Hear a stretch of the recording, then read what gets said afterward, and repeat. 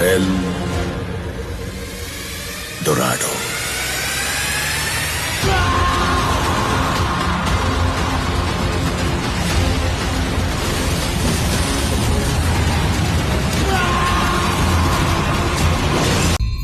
మిత్రమా, ఒక్క మాట.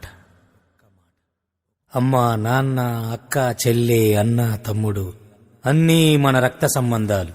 ఇవిగాక మన ఇష్టాలను, మన కష్టాలను పంచుకునేది స్నేహితులు మాత్రమే. ఆ స్నేహితులనిచ్చే ఆలయం ఈ బడి. ఇది ఒక్క బడి కాదు నేస్తమా, మన కన్న తల్లి ఒడి.